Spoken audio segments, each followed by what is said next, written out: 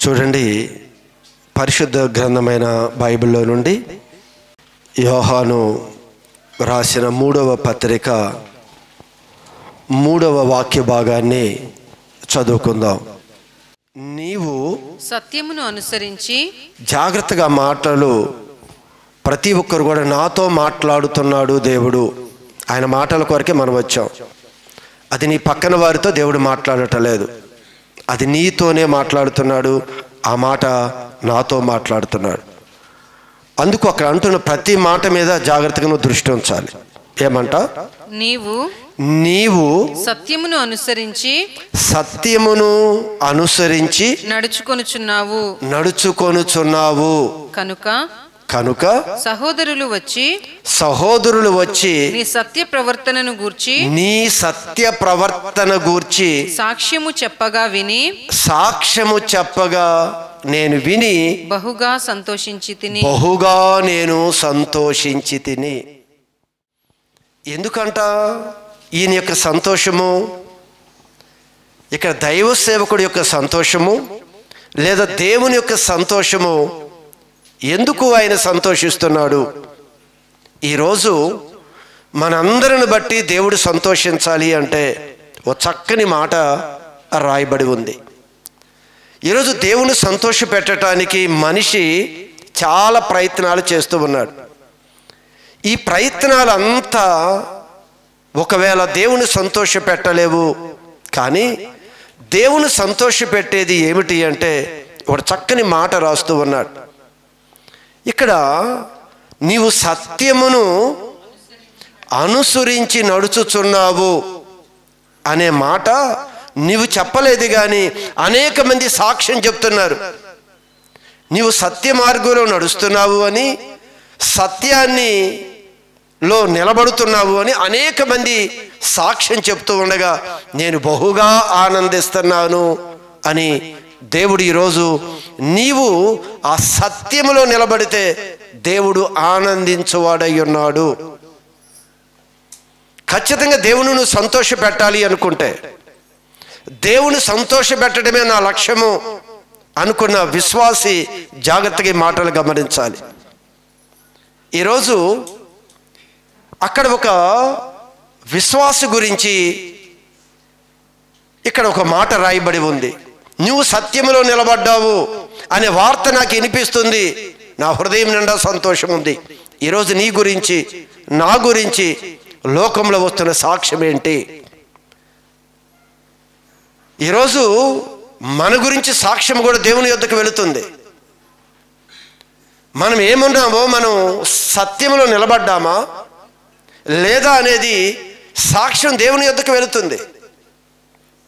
ఆయన చెవులకి వినిపిస్తూ ఉన్నాయి. అందుకే దేవుడు వాక్యం చెప్తుంది, మనం ఒకరు మాట్లాడుకుంటున్నప్పుడు ప్రభు చెవియొగ్గి ఆలకిస్తాడంట. ఈరోజు మనుషులు నీ గురించి ఏం చెప్పుకుంటున్నారు? దేవుడు సంతోషించే సాక్ష్యం ఉందా? నిజంగా దేవుడు మనల్ని బట్టి సంతోషించాలి అంటే ఇదిగో ఇక్కడ చదువుతున్న మాటలో నా పిల్లలు సత్యమును అనుసరించి నడుచుకొనుచున్నారని ఈ వార్త దేవుడి యొద్దకు రావాలి. ఈరోజు క్రైస్తవ సమాజం అంతా కూడా సత్యమును అనుసరించి నడుస్తుంది. ఏమిటి అసలు సత్యము అనే ముందు ఆ మాటని మనం జ్ఞాపకం చేసుకోవాలి. సత్యమును అనుసరించి నడవటము, సత్యములో నిలబడటము అని మాట్లాడుతూ ఉన్నాడు కదా. ఏంటి సత్యం? ఏ సత్యాన్ని మనం అనుసరించాలి? అసలు ఏంటి సత్యము అనే విషయంలో ఒక 3 చక్కని మాటలు నేను మీకు చూపిస్తాను. ఏమిటి సత్యము అనే దానికి వస్తే యోహాను సువార్త 17:17లో ఏమిటో సత్యం అనేది తెలియటానికి నేను ఒక 3 రిఫరెన్స్లు మీ ముందు చూపిస్తాను. యోహాను సువార్త 17వ అధ్యాయము 17వ వాక్య భాగము. సత్యమందు వారిని ప్రతిష్ఠ చేయుము, నీ వాక్యమే సత్యము. ఇదిగో మన ముందున్న ఈ దేవుని వాక్యమే సత్యం. అసలు ఈరోజు క్రైస్తవుడు వాక్యములో ప్రతిష్ఠించబడాలి. దేవుడు ఎప్పుడు ఆనందిస్తాడో తెలుసా? మనం ప్రతిష్ఠించుకోవాలి. దేనిలో ప్రతిష్ఠించుకోవాలి? సత్యములో. దేవుని వాక్యమే సత్యం. దేవుని ఏ మాట చెప్తున్నాడో దానిలో నిలబడటానికి, దానిలో కొనసాగించడానికి ఈరోజు క్రైస్తవుడిగా మనం ప్రతిష్ఠించుకోవాలి. అందుకే ఇక్కడ ఈ మాట రాస్తూ ఉన్నాడు, సంఘంలో ప్రతి విశ్వాసి కూడా సత్యంలో ప్రతిష్ఠించబడాలి. దేవుని యొక్క ఉద్దేశం ఇది.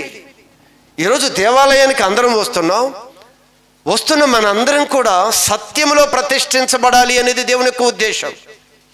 విని వెళ్ళిపోయేవారిగా కాదు. దేవుని యొక్క ఉపదేశాన్ని జాగ్రత్తగా మనం ఆలకించినట్లయితే ప్రతి ఒక్కరి జీవితంలో కూడా ఇదిగో ప్రభు చెప్తున్నాడు, నీ వాక్యమే సత్యము అంటున్నాడు భక్తుడు. ఏమిటి దేవుడి మాటలు సత్యం అండి? ఇంకా మనకు అర్థం కావాలి అంటే మరొక రెఫరెన్స్ మీకు చూపిస్తాను. వాక్య ఉపదేశ సారాంశమే సత్యము. ఇప్పుడు మనకి బయటికి కనిపిస్తున్న మాట రెండు మాటలుగా కనిపిస్తాయే కానీ దాని లోపల ఉన్న సారమంతా కూడా సత్యం. మనం చిన్న మాట తీసుకొని చాలా మాట్లాడుకుంటూ వెళ్ళిపోతూ ఉన్నాం. అవన్నీ దేవుడు మాట్లాడుతూ ఉన్నాడు, అది సత్యం. అందుకే అది కూడా మనం చూడాలి అంటే కీర్తన 119వ అధ్యాయము 160వ వాక్య భాగాన్ని చూస్తే, నీ వాక్య సారాంశము సత్యం, నీ వాక్యము సత్యము అని మనం చదువుకున్నాము. ఆ వాక్యములో ఉన్న సారాంశము సత్యము. ఇంకొక మాటలోకి మనం వెళ్ళాలి అంటే యేసు ప్రభు నేనే మార్గము, నేనే సత్యము, ప్రభువే సత్యం. అయితే ఇప్పుడు మనం జాగ్రత్తగా ఆలోచించవలసింది ఏమిటి అంటే మనందరము కూడా సత్యములో అంటే దేవుని యొక్క వాక్యం ఏం చెప్తుందో ఆ వాక్యము చెప్పిన విధంగా జీవించటానికి క్రైస్తవుడు ప్రతిష్ఠించుకోవాలి. ఇదే సత్యం అంటే. దేవుడు ఏం చెప్తున్నాడో దేవుడు చెప్పిన మాట ప్రకారం ప్రతి క్రైస్తవుడు దానిలో వాక్యంలో ముందు నిలబడాలి. ఈరోజు ఏం సాక్ష్యము మన గురించి చెప్తుంది లోకం? ఇరుగు పొరుగు వారు ఏం సాక్ష్యం చెప్తున్నారు మన గురించి? తోటి క్రైస్తవులు మన గురించి ఏం సాక్ష్యం చెప్తున్నారు? నువ్వు వాక్యంలో నిలబడ్డావనా? వాక్యం నుంచి దిగజారిపోయావనా? ప్రభు వాక్యం చెప్తున్నాడు కదా, వాక్యంలో వెళ్ళామనా వెళ్ళటలేదనా? ఒకసారి మీరు ఆలోచించండి. దేవుని సంతోష పెట్టాలి మనందరం కూడా. ప్రభు స్వరక్తిమిచ్చి మనల్ని సంపాదించుకున్నాడు కదా, మనం ఎంతగానో ప్రేమించి ఆయన ఈ భూలోకానికి వచ్చి పరలోకానికి మనల్ని తీసుకుని వెళ్ళటానికి మనందరినీ సిద్ధపరుస్తున్నాడు కదా. అంత గొప్ప దేవుణ్ణి మనం సంతోష పెట్టాలి అంటే ఆయన మాటలో ఖచ్చితంగా మనం నిలబడాలి. ఖచ్చితంగా ఆయన మాటలో నిలబడాలి. ఈరోజు మనందరినీ కూడా దేవుడి సన్నిధికి వస్తూ ఉన్నాం.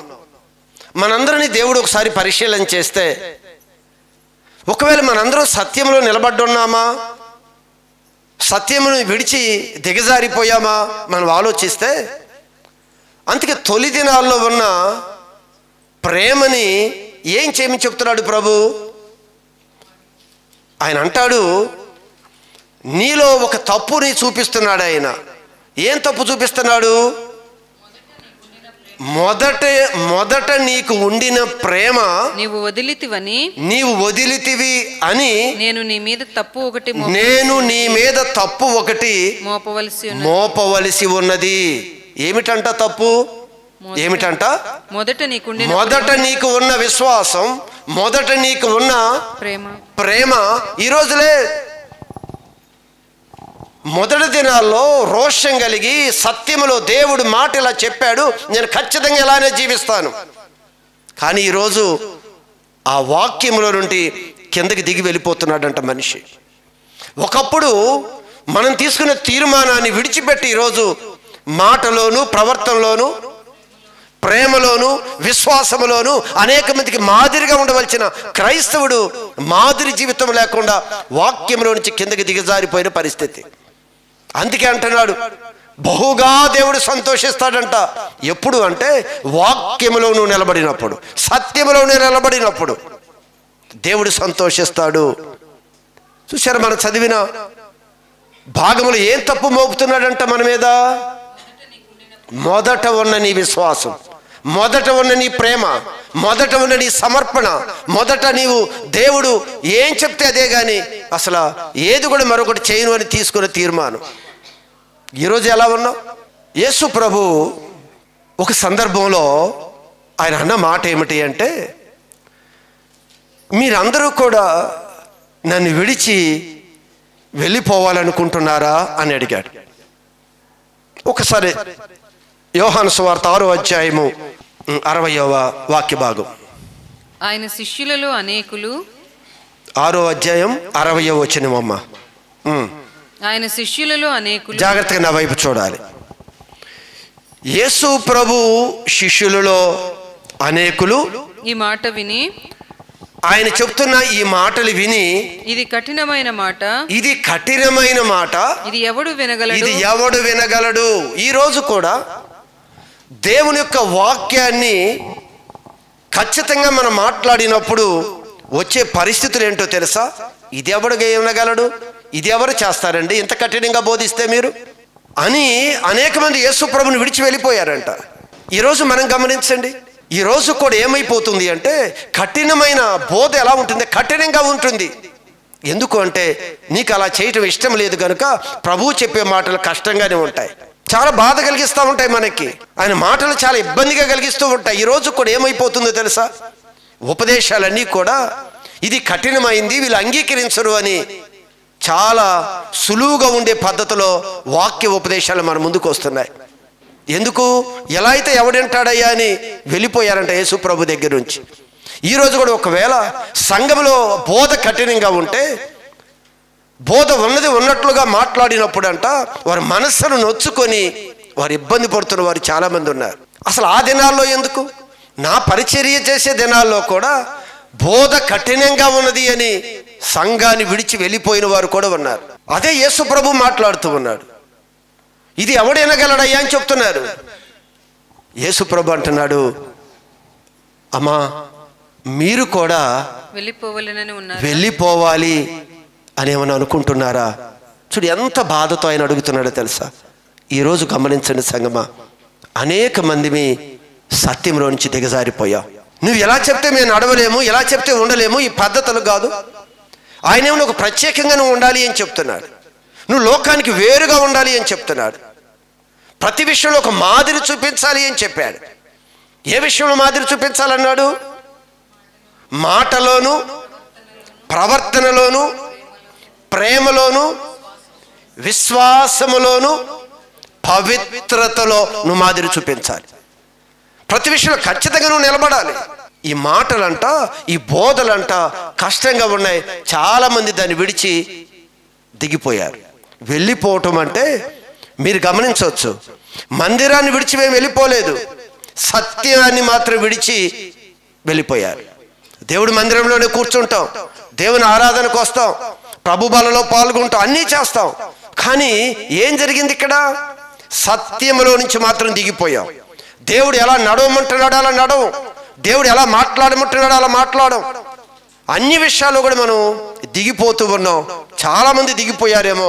యేసు ప్రభు చివరిగా తన ప్రేమిస్తున్న వారి గురించి ఈ ఉదయకాలం మరొకసారి ఆయన మాట్లాడుతున్నాడు. మీరు కూడా, కొంతమంది ఆల్రెడీ వాక్యాన్ని దిగిపోయారు, కొంతమంది వాక్యాన్ని నెరవేర్చలేదు, కొంతమంది వాక్యానికి అమ్ముడుపోయారు, వాక్యం చెప్పిన దాన్ని వేరుగా అమ్ముడుపోయారు. కానీ ఆయన అడుగుతున్నాడు, మీరు కూడా వెళ్ళిపోవాలని ఉన్నారా అని 12 మంది శిష్యులని యేసు ప్రభు అడుగుతున్నాడు. ఈరోజు నిన్ను నన్ను కూడా అడుగుతున్నాడు. కొంతమంది వాక్యాన్ని అనుసరించటలే, కొంతమంది వాక్యం నుంచి దిగిపోయి దేవుని నామానికి అవమానకరంగా ఉన్నారు. సత్యం కన్నా పాపం ఆసక్తి చూపించి వాక్యం దిగి వెళ్ళిపోతున్న వారు ఉన్నారు. మిగిలిన వారు ఎంతమంది ఉన్నారో తెలియదు, కానీ తను ప్రేమిస్తున్న వారిని అడుగుతున్నాడు, వాళ్ళని చూసి మీరు కూడా వెళ్ళిపోతారా? మీరు కూడా వాక్యం నుంచి దిగి వెళ్ళిపోతారా? వాటికి సమాధానం ఏం చెప్పారో శిష్యులు తెలుసా? ప్రభువా ఎవని యొద్దకు వెళ్ళుదుము? ఎక్కడికి వెళ్తాం ప్రభువా? నీ వాక్యం వినకుండా, నీ మాట వినకుండా, నీ సత్య మార్గంలో నిలబడకుండా మేము ఎక్కడికి వెళ్ళిపోతాం ప్రభువా అంటూ వారు అన్న మాట ఏమిటి అంటే, నీవే నిత్య జీవపు మాటలు నీవే నిత్య జీవము మాటలు. అవి దేవుడి మాటలు ఏంటో తెలుసా? నిత్య జీవానికి తీసుకుని వెళ్ళే మాటలు ఇవి. ఎందుకు దేవుడు బోధ కఠినంగా ఉందనుకుంటున్నావేమో, అది భూ సంబంధానికి సంబంధించిన మాటలు కాదు ఇవి. ఇవి నీ నిత్యత్వానికి తీసుకుని వెళ్ళే మాటలు.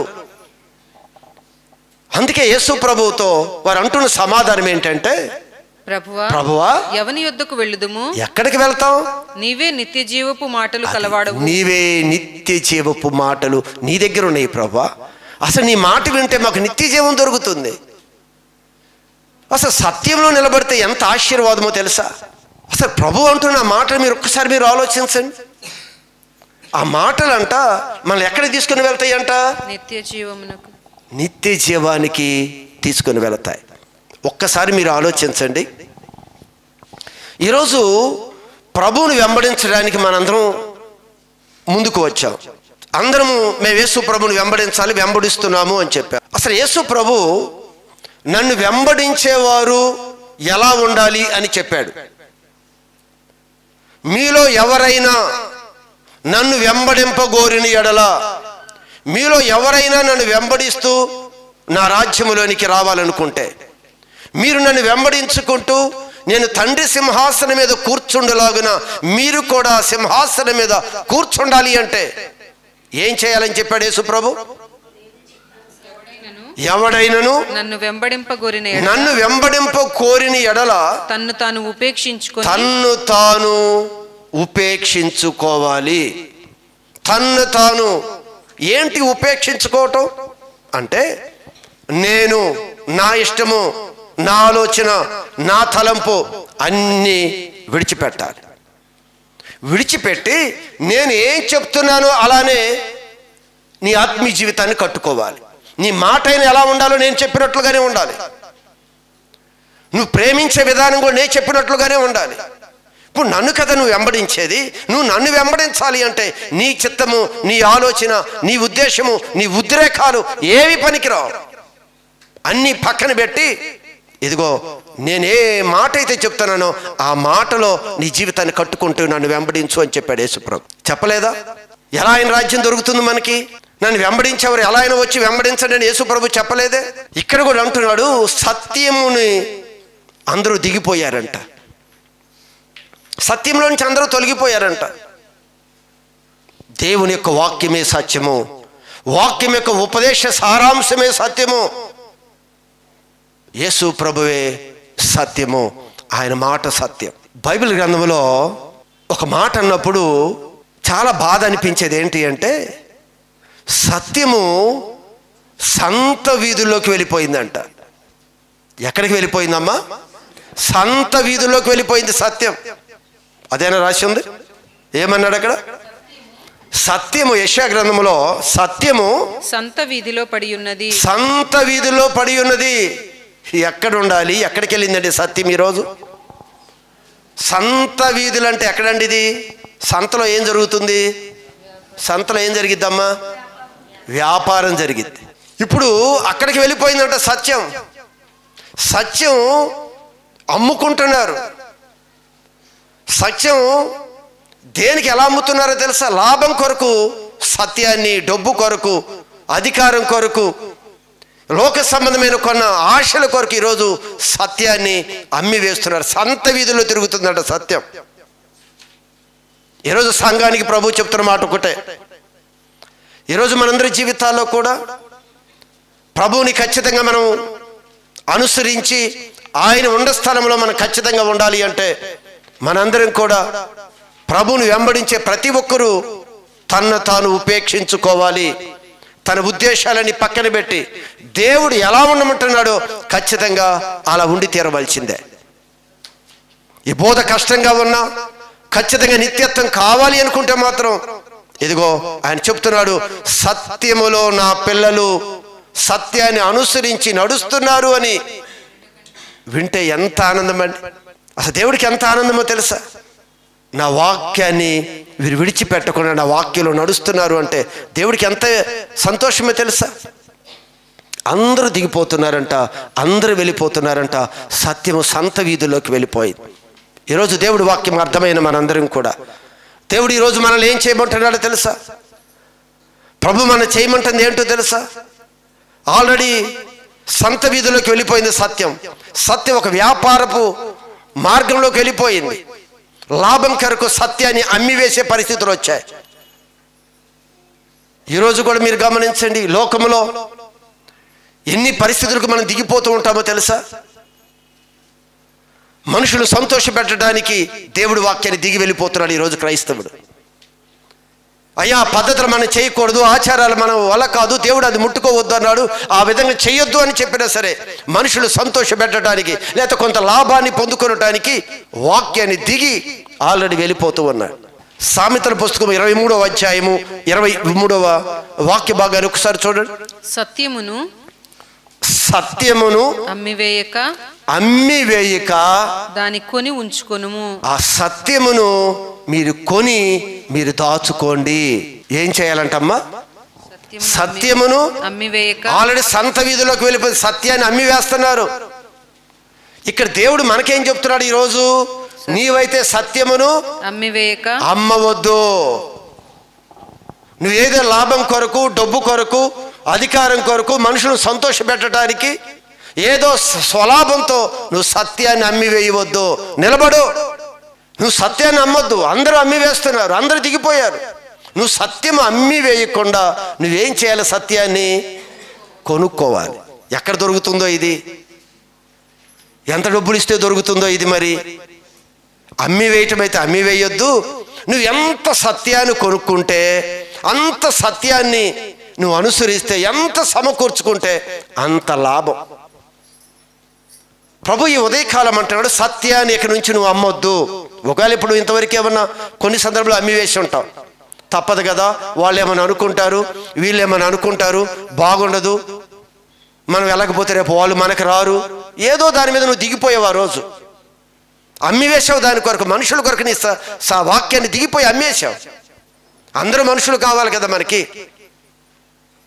అందరిని సంతోష పెట్టాలి కదా. మరి శ్రమలు వస్తున్నాయి కదా, అలా నిలబడితే ఈ ఇబ్బందులు పడలేం, నిందలు పడలేం మనం. కనుక మనం ఏం చేస్తామంటే సత్యాన్ని అమ్మివేసి మనుషులు సంపాదించుకొనుక్కుంటున్నాం. ఈరోజు ప్రభు అంటున్నాడు, నీవైతే సత్యమును అమ్మవద్దు. వాక్యం ఏం చెప్తుందో అలానే నిలబడు, అలానే ప్రవర్తించు, అలానే జీవించు. ఏ పరిస్థితిలో కూడా నువ్వు ఏ లాభం వస్తుందో, మనుషులు ఏదో అయిపోతారని నువ్వు మాత్రం అమ్మయ్యొద్దు దానికి. ఇప్పుడు ఏం చేయమంటున్నాడంటే మనందరం అంట సత్యాన్ని కొనుక్కోవాలి. ఎలా కొనుక్కుంటాం? ఎక్కడ దొరుకుతుంది ఇది? ఎక్కడ దొరుకుతుంది? ఎక్కడ దొరుకుతుంది ఇది? ఎలా కొనుక్కుంటాం మనం ఈ సత్యాన్ని? కొనుక్కోమని చెప్పాడు కదా ఆయన. అమ్మేయొద్దు అన్నాడు కాబట్టి అర్థమైంది. ఏంటి అమ్మేయటము అంటే, ప్రభులో నిలబడిన మనం లోకంలో ఉన్న మనుషులు ఏమని అనుకుంటారు అని దేవుడు చెయ్యొద్దు అని పని చేయటానికి వెళ్ళిపోతాం. ఎందుకు? ఆ మనుషులు మనకు దూరం అయిపోతారు కదా. కనుక వాళ్ళ కొరకు ఏం చేస్తాం? వాక్యాన్ని విడిచిపెట్టి వాళ్ళు చెప్పిన విధంగా ప్రవర్తిస్తాం. ఎలా అమ్ముకుంటామో అర్థమైపోయింది.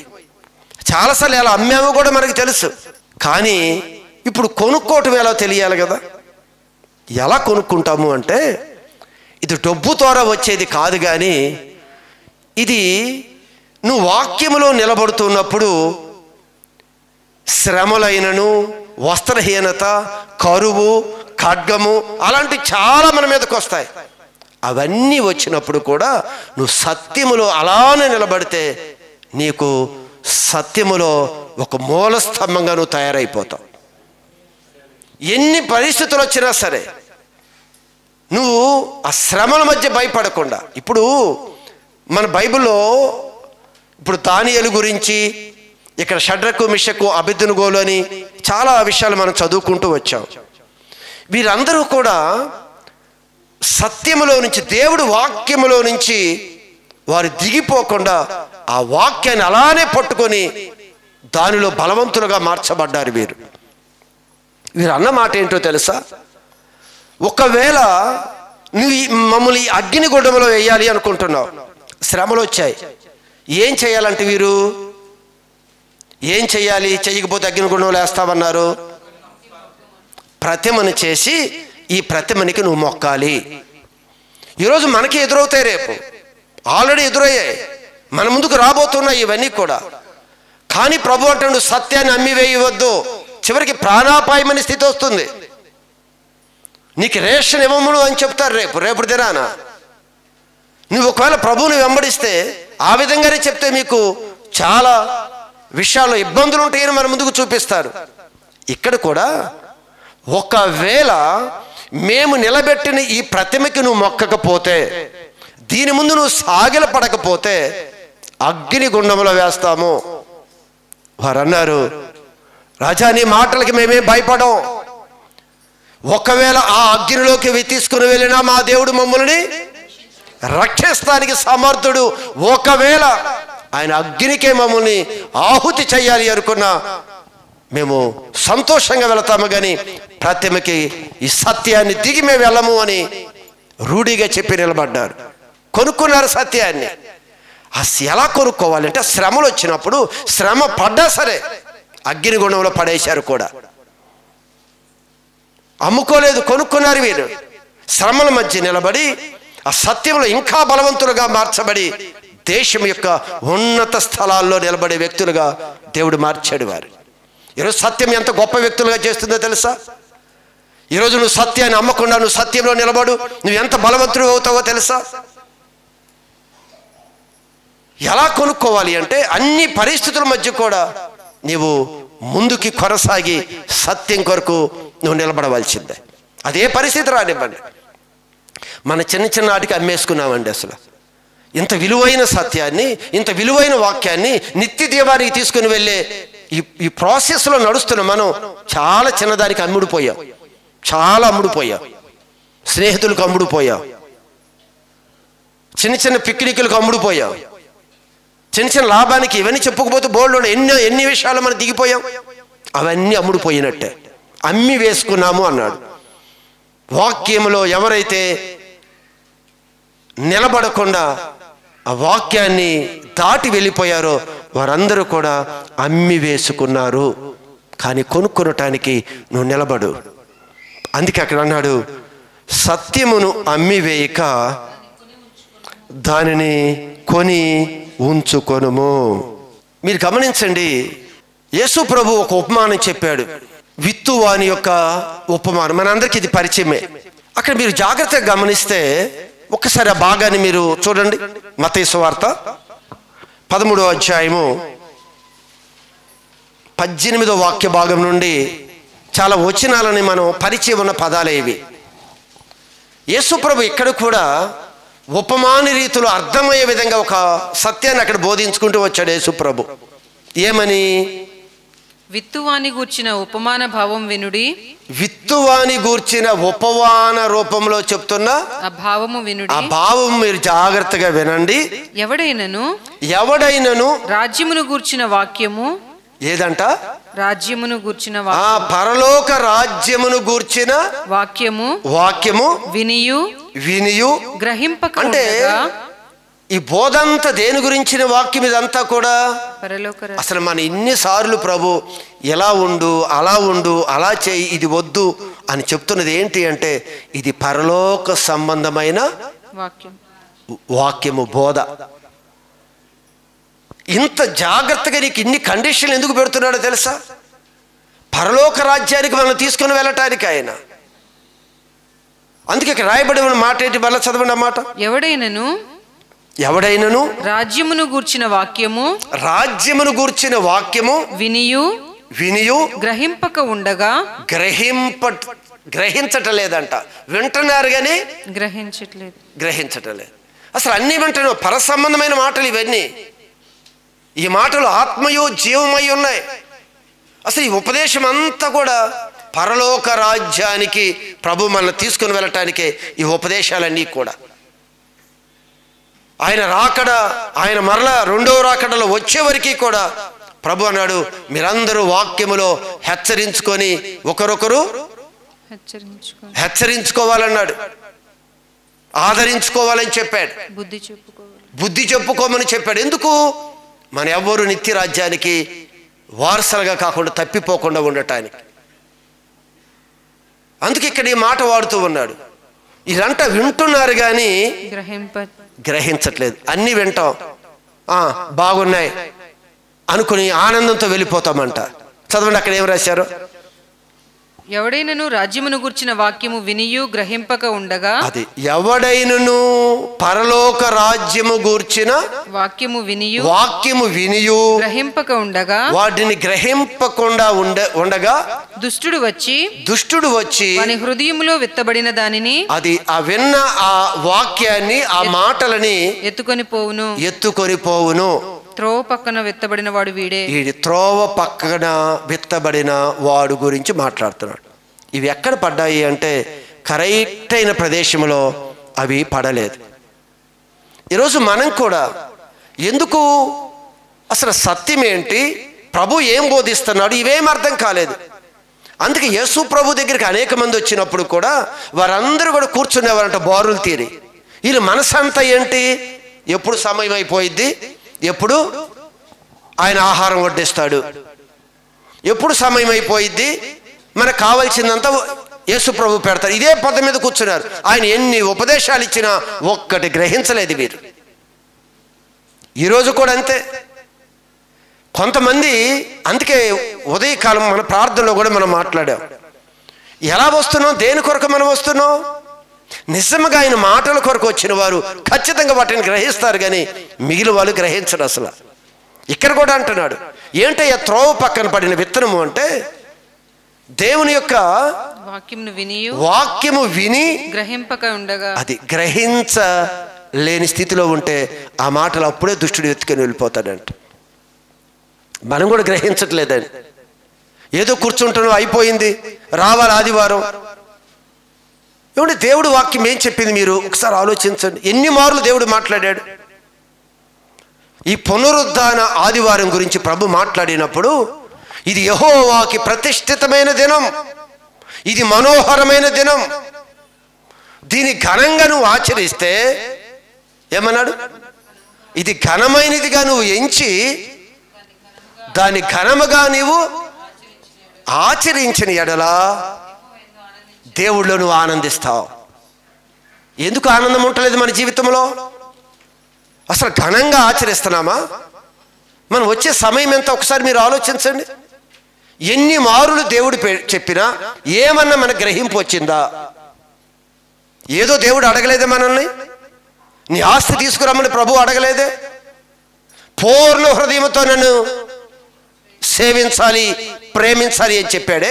ఈ మాటలు ఏ రోజైనా విన్నాం కదా, ఏ రోజైనా గ్రహింపు వచ్చిందా మనకి? చెప్పండి. అసలు ఈ సమయం ఏంటి, అసలు ఎలా వస్తున్నావు, అసలు ఈ ఉపదేశం దేని కొరకు? మరి సత్యాన్ని అమ్మామా లేదన్న దగ్గర ఇక్కడే అమ్మేసుకున్నాం కదా. నువ్వు ఆలస్యంగా దేని కొరకు వచ్చావు? ఇంటి దగ్గర భోజనం తినే టిఫిన్ లేట్ అయిందనా దానికి అమ్ముడు పోయామా? అక్కడ సత్యంలో దిగిపోయామా? నిద్ర కొరకు దిగిపోయామా? పొరుగు వారితో కాలక్షేపం చేయడానికి దిగిపోయామా? ఎక్కడో కాదండి, మనం వెతుక్కోవాలి కదా. ప్రభు ఏమడిగాడు, మనం ఏమడిగాడు, ఏం కోరుకున్నాడు ఆయన మన దగ్గర? ఎన్ని మార్లు మనం విన్నాం. అక్కడ అదే మాట అంటున్నాడు, వారు వాక్యాన్ని వింటున్నారు, పరలోక సంబంధమైన ఉపదేశాన్ని ఆలకిస్తున్నారు, నిత్యరాజ్యానికి వెళ్ళాలని ఒక ఆశతో మనం వస్తున్నాం. కానీ ఆ మాటలు వింటున్నారు, కానీ మాటలు గ్రహింపు వారికి కావట్లేదు. ఎంత ఆశీర్వాదమే! దేవుడు మాట వింటే ఏం ఆశీర్వాదం ఉందో మనిషి గ్రహించలేకపోతున్నాడు. ఏదో వింటున్నా వెళ్ళిపోతున్నాం. ఈరోజు మనం పరిశీలించండి, మనం వచ్చిన విధానం ఏంటి, వచ్చిన సమయం ఏంటి? నిజంగా దేవుని ప్రేమిస్తున్నామా? ఆల్రెడీ ప్రభు అంటున్నాడు, సత్యములో నిలబడుతున్నారు, సత్యములో నడుస్తున్నారనే వార్త దేవుడి యొద్దకు రావాలంట. ఏది సత్యములు ఎక్కడున్నావు? వాక్యాన్ని ఎప్పుడో విడిచిపెట్టావు. పూర్ణ హృదయంతో దేవుని ప్రేమించవలసిన మనం ఏం పూర్ణ హృదయంతో ప్రేమించావు? నిజంగా పూర్ణ హృదయంతో ప్రేమిస్తే ఇలానే వస్తామా దేవాలయానికి? మనం వింటున్నాము, మర్చిపోతున్నావు. ఎందుకు ఆలయానికి రావాలి? ఏం బోధిస్తున్నారు ఆలయంలో? ఇక్కడ అదే మాట కదా ఆయన మాట్లాడుతూ చాలా సందర్భంలో ఈ వాక్య ఉపదేశం మనం ఆలకించాం కదా.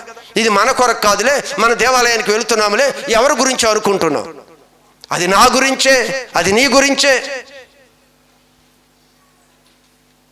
రెండో మాట ఏం చెప్పాడు అక్కడ? రాతి నేల విత్తబడిన వాడు వాక్యము విని. జాగ్రత్తగా రెండవది చెప్తున్నాడు. మొదటిది ఏంటో చెప్పాడు. మొదటిది వింటున్నాము, గ్రహించటం లేదు, దుష్టుడు ఎత్తుకుపోతున్నాడు. మన జీవితం ఎలా ఉందో ఎక్కడ వేసింది అక్కడే ఉన్నట్లుగా మన జీవితాలు అలానే ఉంటాయి. సంతోషం ఉండదు ఇంకెప్పుడు కూడా, అలానే ఉంటాయి మన జీవితాలు. ఎన్ని సంవత్సరాల దేవాలయానికి వచ్చినా, ఎన్ని నాళ్ళు మనం ప్రార్థన చేసినా ప్రార్థనకి జవాబు రాదు.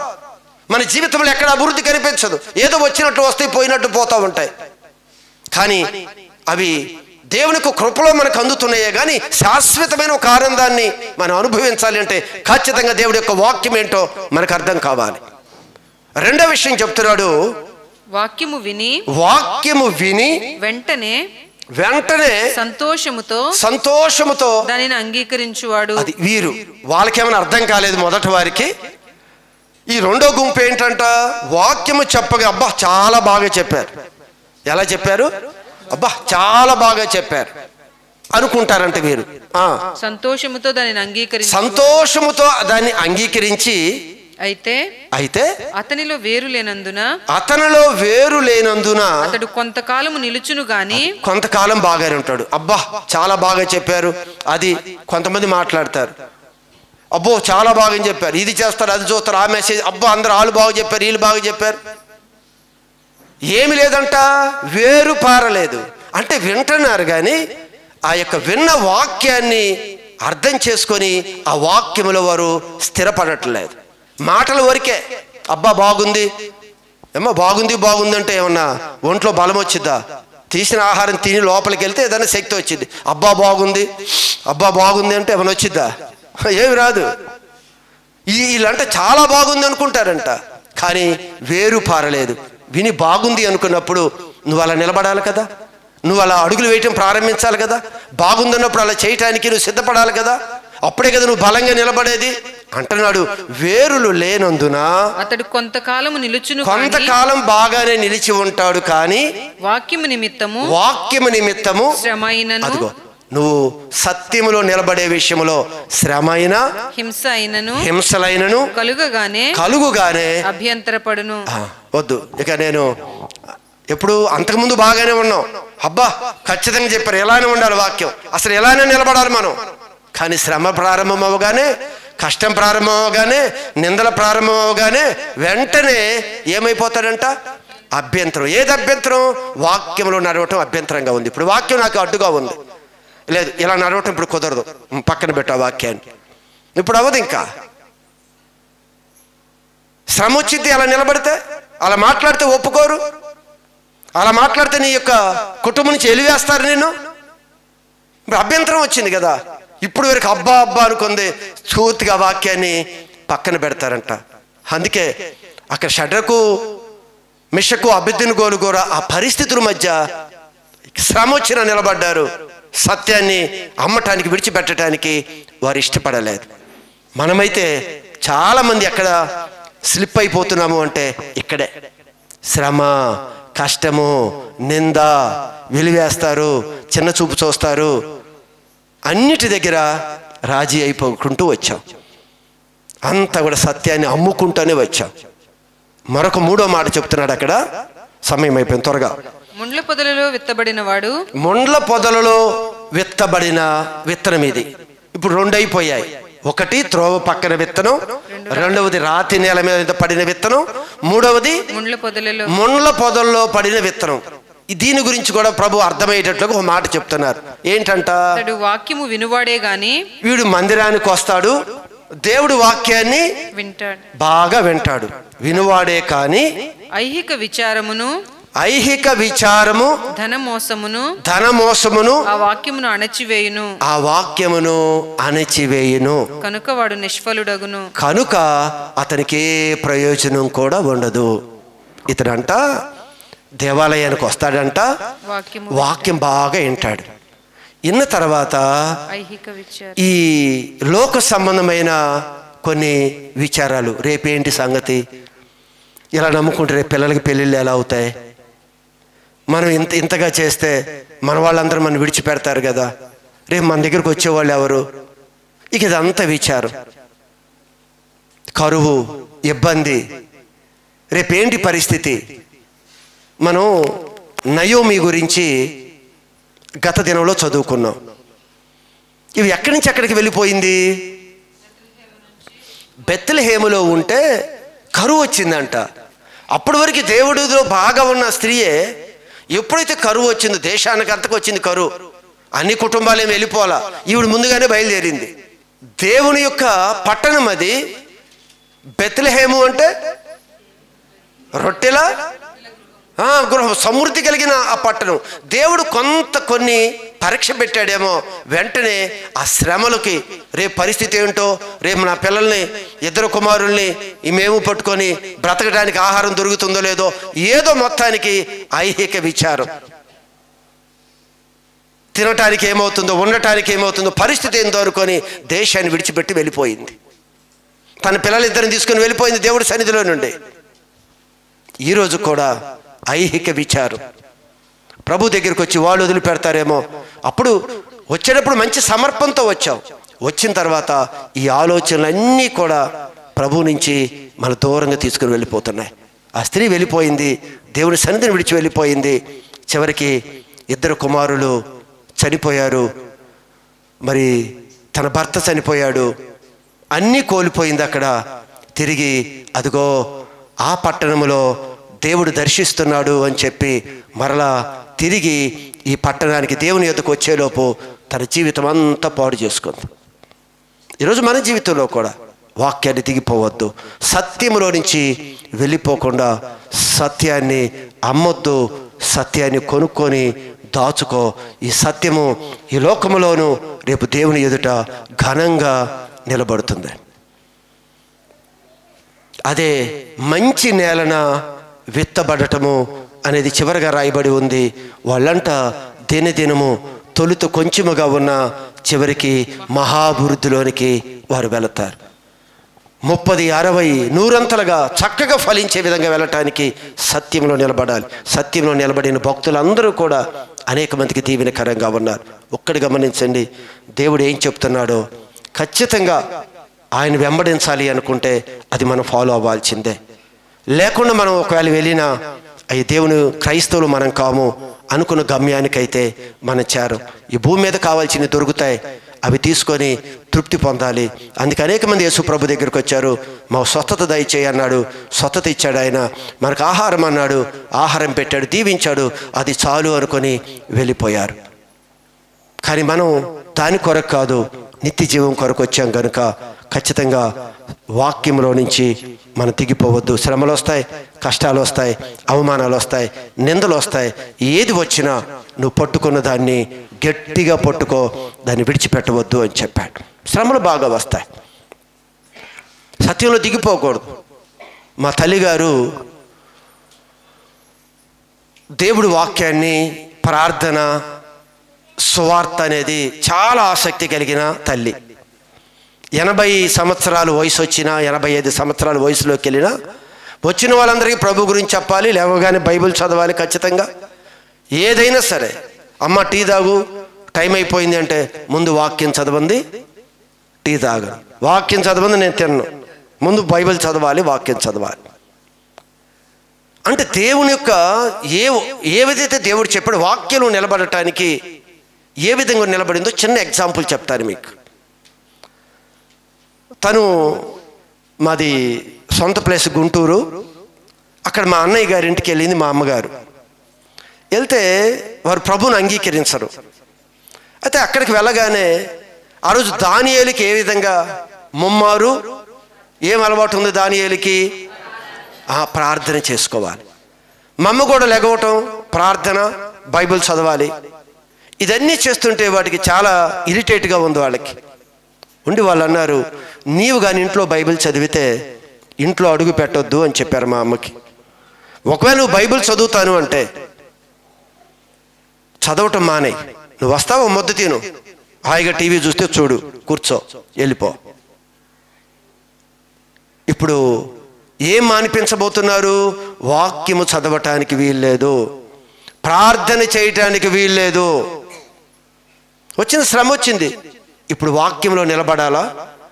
దేవుని యొక్క ఉపదేశాన్ని కంఠహారంగా ధరించుకోమని చెప్పాడు, చేతి కంకరంగా కట్టుకోమని చెప్పాడు, బాసికంగా నుదుటి మీద కట్టు. అలాంటి వాక్యము ప్రార్థన విడిచిపెట్టమని చెప్తున్నారు.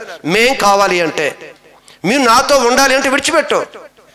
కానీ తల్లి చెప్పింది, మీ ఇంటికి రావద్దంటే నేను రాను, కానీ నా దేవుని నేను విడిచిపెట్టను అని ఆ రోజు నుంచి గడప తొక్కకుండా తల్లి బయటకు వచ్చేసి, దేని కొరకు? కొడుకుని విడిచిపెట్టుకుంది. నేను దేవుణ్ణి ఆరాధించకుండా ఉండలేను, దేవుడికి ప్రార్థన చేయకుండా ఉండలేను, దేవుడి వాక్యం చదవకుండా ఉండలేను. ఈరోజు వాక్యం నుంచి మనం ఎలా దిగిపోతున్నామో తెలుసా? శ్రమ రాగానే ఎవరో వదిలిపెడతారు, ఎవరో అవమానిస్తారు, ఎవరో హేళన చేస్తారు, చేతిలో బైబిల్ పెట్టుకుంటే చులకనగా చూస్తారు, క్రైస్తవులు అని చెప్పుకుంటే హేళన చేస్తారని ఈరోజు అనేక మంది ఆల్రెడీ క్రీస్తుని విడిచిపెట్టిన క్రైస్తవులు అమ్ముడు పోయారు. ప్రభు అంటున్నాడు, కొను, సత్యాన్ని నువ్వు అమ్మొద్దు, కొనుక్కో, నువ్వు గొప్పవాడివి అవుతావు. దేవుడి ముందు ఘనత ఈ లోకములో కూడా సత్యములో నిలబడి వాడిని ఎప్పుడు కూడా లోకం ఘనంగా రేయించింది. అలాంటి ధన్యత దేవుడు మనందరికీ అనుగ్రహించును గాక. ఆమేన్.